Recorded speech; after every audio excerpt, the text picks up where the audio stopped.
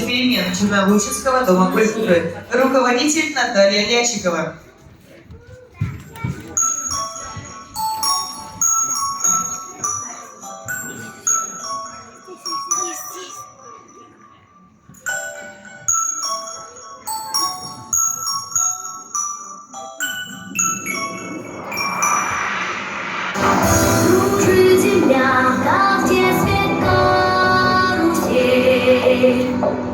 А над землей кружат ветра потерь, ветра потерь, разлука обид и зла, им нет числа.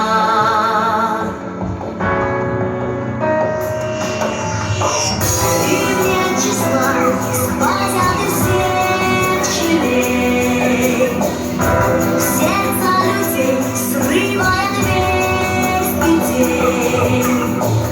Душа